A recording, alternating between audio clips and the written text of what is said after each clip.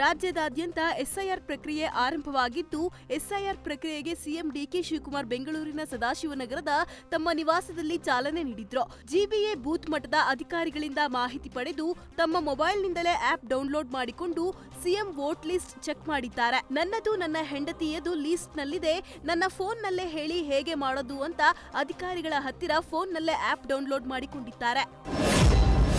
ಇನ್ನು ಎಸ್ಐಆರ್ ಆರಂಭದ ಬಗ್ಗೆ ಮಾತನಾಡಿದ ಸಿಎಂ ಡಿಕೆ ಶಿವಕುಮಾರ್, ನನ್ನ ಮನೆಯಿಂದಲೇ ಪ್ರಕ್ರಿಯೆ ಆರಂಭವಾಗಿದೆ.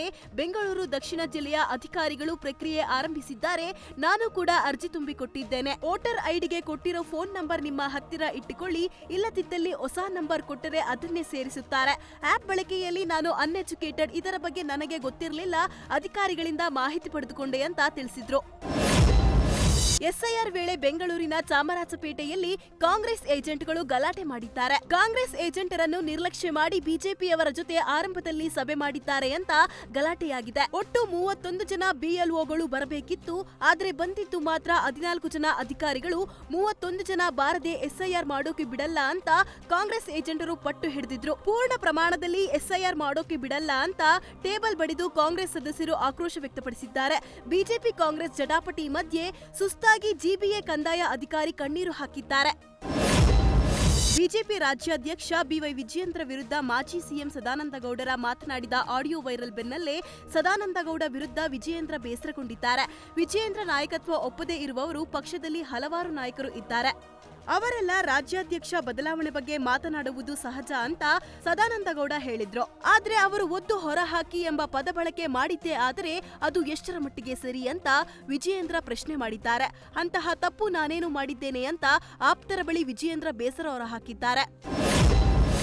ಬೆಂಗಳೂರಿನಲ್ಲಿ ಮತ್ತೆ ನೇಪಾಳಿಗರು ಪುಂಡಾಟ ಮೆರೆದಿದ್ದಾರೆ.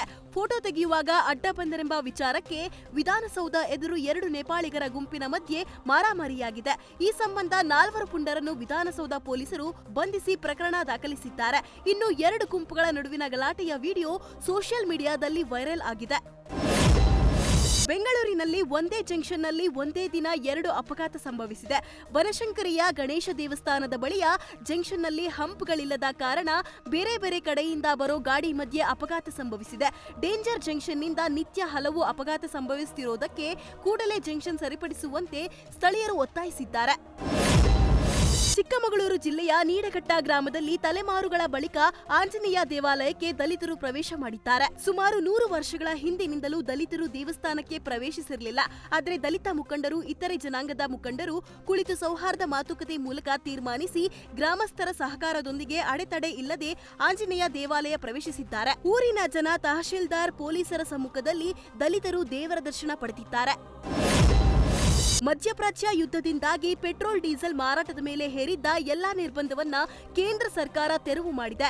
ಜೂನ್ 11ರಂದು ಗರಿಷ್ಠ 200 ಲೀಟರ್ ಡೀಸೆಲ್ ಮಾತ್ರ ಮಾರಾಟ ಮಾಡಬೇಕು ಅಂತ ನಿರ್ಬಂಧ ವಿಧಿಸಲಾಗಿತ್ತು. ಇದೀಗ ನಾಳೆಯಿಂದಲೇ ಎಲ್ಲಾ ನಿರ್ಬಂಧ ತೆರವಲಾಗಿದ್ದು, ದೇಶದಾದ್ಯಂತ ಪೆಟ್ರೋಲ್ ಮತ್ತು ಡೀಸೆಲ್ ಮಾರಾಟ ಹಿಂದಿನಂತೆ ಸಾಮಾನ್ಯವಾಗಿರುತ್ತದೆ.